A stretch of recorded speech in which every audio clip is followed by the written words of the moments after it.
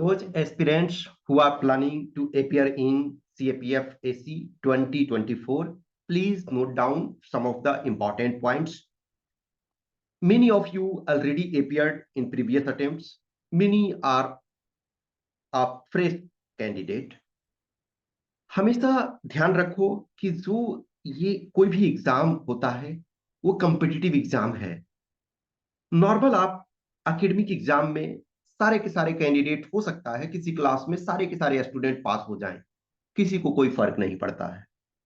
हो सकता है क्लास के सारे सेक्शन के सारे स्टूडेंट फर्स्ट डिवीजन आ जाए, किसी को कोई फर्क नहीं पड़ता है। But always remember, this is competition और here best brain of India are fighting with you. और ऐसी सिचुएशन में सिर्फ आप हो जाएगा कैजुअल अप्रोच ना रखो। यस्टरडे 2022 के कैंडिडेट्स के मार्क्स आए। उन कैंडिडेट के मार्क्स के जो कैंडिडेट मेरे से जुड़े हुए हैं, इधर वो सिलेक्टेड हैं और नॉन सिलेक्टेड हैं, वो सबके मैं मार्क्स के बारे में डिस्कस करूंगा। प्रीवियसली ऑलरेडी मैंने कपल ऑफ इयर्स में every time I am discussing the things. This time also I will discuss after collecting the marks of all aspirants, after organizing marks of all aspirants, I will discuss. There are so many candidates who missed just by few marks. Fortunately, at least three of my students who are in general category, they are having 344 marks, at least three till date, means till time I'm knowing. They will be selected, no doubt. But there are candidates who are in 335. They are good candidates, still not qualified. कुछ के साथ problem ये है कि आपने paper one में 140 लाया।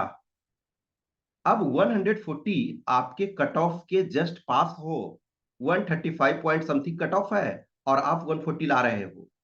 That's mean your condition is vulnerable. कुछ ऐसे कैंडिडेट जो इंटरव्यू दिए और फ्यू मार्क्स से मिस किए, उनके पेपर टू में कितने मार्क्स हैं? 70 मार्क्स। वो मार्क्स बढ़ा सकते थे, लेकिन जो कैजुअल अप्रोच हो जाएगा, मैं कर लूंगा, मैं कर लूंगी, I will do, that creates problem. So हमेशा ध्यान रखो, अभी आपके पास टाइम है। जो भी 2024 में एपीआर होने वाले हो, 4 अगस्त का आपका एग्जाम है। 4 अगस्त में अभी टाइम है, ऑलमोस्ट 1 ईयर है। सबसे पहली बात है, जो कैंडिडेट एपीआर हुए हो प्रीवियसली और कुछ मार्क्स से मिस किए हो, यदि आपके पास अटेम्प्ट है तो सबसे पहले आप अपने को इंट्रोस्पेक्ट करो, अपने को देखो कि हम किस कंडीशन में हैं, हमारी सिचुएशन क्या है। तो अपने आप को देखो कि कहाँ हम लैग कर रहे हैं। कुछ लोग हो जो इंटरव्यू दिए हो तो आपको ऑल थ्री कंपोनेंट के जो कंपोनेंट्स है उसके मार्क्स पता है।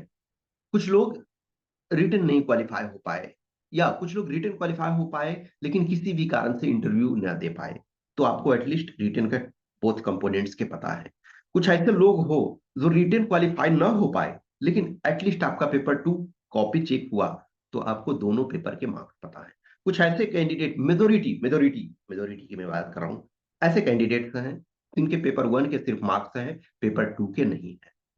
तो अपने को रिकॉग्नाइज करो कि हमारी क्या मिस्टेक्स है। कुछ ऐसे कैंडिडेट्स को जिनके पेपर टू चेक ना हुए लेकिन उनको पता है कि मैं पेपर टू में बहुत अच्छा हूं, बहुत अच्छी हूं। So if you are in that condition, then good. और अदरवाइज हमेशा ध्यान रखो, यदि आप 75 मार्क्स लाते हो पेपर टू में और आप 5 मार्क्स से फाइनल मिस करते हो, फिर आपको कोई कहे ना कि टेस्ट कुछ भी करा लो 5 मार्क्स मिल जाता, लेकिन आप ये इसको चेंज नहीं कर सकते हो, पास्ट में आप जा ही नहीं सकते हो। टाइम मशीन अभी नहीं इफेक्टिव हुआ है, तो आप नहीं जा सकते हो। जो आपके पास सिचुएशन है उसी में जीना है। जो पास्ट है उसका हम कुछ नहीं कर सकते हैं। कुछ ऐसे कैंडिडेट जैसे मैंने ये एटलीस्ट 3 ऐसे हैं मेरे से जुड़े हुए तो मेरे गाइडेंस में थे, उनके 344 हैं, तो उनके तो सिलेक्शन हो जाएंगे रिजर्व लिस्ट में। जब भी रिजर्व लिस्ट आएगा तो उनका सिलेक्शन हो जाएगा। लेकिन जिनका 335 है, 330 है, या आप अपने अपने रिस्पेक्टिव कैटेगरी में कर लो। हमेशा ध्यान रखो कि हर कंपोनेंट का अपना अपना अलग रिक्वायरमेंट है। पेपर वन जो है उसके रिक्वायरमेंट्स थोड़े अलग हैं, पेपर टू है उसके रिक्वायरमेंट्स थोड़े अलग हैं, पर्सनालिटी टेस्ट के रिक्वायरमेंट्स अलग हैं। इस बार 23 में फॉर एग्जांपल लो, कुछ स्टूडेंट्स आईआईटीएन थे, कुछ सेलेक्ट हो गए, कुछ नहीं सेलेक्ट हो गए। अब सोचो, एक आईआईटी से पास आउट ग्रेजुएट है, उसकी कंडीशन अच्छी है, उसके बावजूद भी मार्क्स नहीं ला पा रहे हैं। इसका कारण क्या है? कि जो एक्सपेक्टेशन आपसे है, जो कुछ डीएएफ में आपने लिखा है, उसको जस्टिफाई नहीं कर पा रहे हो। कुछ ऐसे कैंडिडेट, जो अब मैं इंडिविजुअल हर कैंडिडेट के बारे में नहीं कर सकता हूं, जो मेरे से जुड़े हुए हैं, जिनको मैंने कभी गाइड किया है, जिनके डीएएफ हमारे पास हैं, जिनसे मैं कम्युनिकेट कर रहा हूं, मैं उनके संबंध में बता सकता हूं। कुछ ऐसे कैंडिडेट्स हैं जो बहुत पुअर स्थिति में हमारे अकॉर्डिंग थे, और उनके भी कुछ के मार्क्स 105 मिले हैं, लेकिन वो जो थे उसको उन्होंने जस्टिफाई किया। कुछ वो कैंडिडेट जो हैं वो जस्टिफाई नहीं कर पा रहे हैं, तो उनको कम मार्क्स मिला। बहुत सारे कैंडिडेट्स, मुझे खुशी हुई, कुछ कैंडिडेट्स ने बोला कि सर 108 मार्क्स आया, और इसी का इंटरव्यू में, और उसी कारण से मैं सेलेक्ट हुआ हूँ। So thank you so much sir. मुझे बहुत खुशी होती है कि यस, ये कुछ ऐसे कैंडिडेट्स हैं जिन्हें मुझे लगता था कि इन्हें और अच्छा मार्क्स मिलना चाहिए, लेकिन वो नहीं मिला। मैं एवरी कैंडिडेट को, ये आज नहीं, ऐसा नहीं है कि मैं सिलेक्शन के पहले, मैं सिलेक्शन के बाद, सॉरी, सिलेक्शन के पहले भी आप इवन 2 इयर्स पहले का वीडियोस देखोगे, 3 इयर्स पहले का देखो, मैं उन चीजों को हमेशा बताते रहता हूँ कि जो आप हो उसको जस्टिफाई करो। मे बी इंटरव्यू में थोड़ा प्रॉब्लम हो सकता है, लेकिन अभी आपके पास रिटर्न में टाइम है, अभी 1 ईयर है। जो भी कैंडिडेट्स अपियर हो रहे हो, आप फोकस करो, आप अपने को एनर्जी आप अपना लगाओ प्रॉपर तरीका से, उस एनर्जी को आप राइट ट्रैक पे लगाओ, जहां कमी है उसको आप पूरा करो। मैं हमेशा बोलता हूं कि आप किसी भी मेंटरशिप के गाइडेंस में रहो, सिर्फ और सिर्फ वीडियोस नहीं देखो, पर्सनल रूप से अटैच रहो किसी से भी। मैं ये नहीं कभी कहूंगा कि आप हमसे ही जुड़ो, आपको जो भी टीचर, जो भी मेंटर पर्सनल टाइम दे रहे हैं, आप उनसे जुड़ो, आप उनसे अपनी कॉपी चेक कराओ, आप उनसे, लॉट ऑफ टाइम मोटिवेशन की जरूरत होती है, बहुत सारे चीजों की जरूरत होती है, तो आप उनको करो, उनके ऊपर वर्क करो। और ये एक जर्नी है, यहाँ कोई भी फेलियर फाइनल फेलियर नहीं होता है। हाँ, मे भी हो सकता है जिनका लास्ट अटेम्प्ट 23 में किसी का लास्ट अटेम्प्ट हो गया, या किसी का 22 में ही लास्ट अटेम्प्ट था। अब मान के चलो कि इस एग्जाम में तो आप नहीं एलिजिबल अब हो, लेकिन यदि आपने मेहनत किया है, आप एक अच्छे तरीके से मेहनत कर रहे हो, तो डेफिनेटली है कि आप उस कंडीशन में पहुंचोगे। ओके।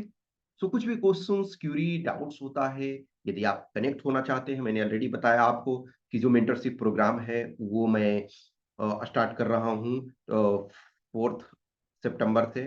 तो वो स्टार्ट होगा, और उसके लिए, उसके पहले जो है वो आपको एग्जाम देना होगा।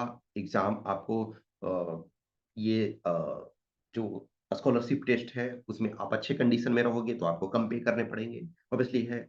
अच्छे स्टूडेंट्स को कम मेहनत पे उनका रिजल्ट हो जाता है। अब जो कंडीशन पुअर कंडीशन में हो, तो ऐसा नहीं है कि वो सेलेक्ट नहीं हो गए, लेकिन उनमें ज्यादा मेहनत करने की आवश्यकता होती है। ओके। सो कुछ भी क्वेश्चन, क्यूरी, डाउट है तो आप कमेंट बॉक्स में कमेंट करो या मैसेज कर सकते हो। Okay, thank you.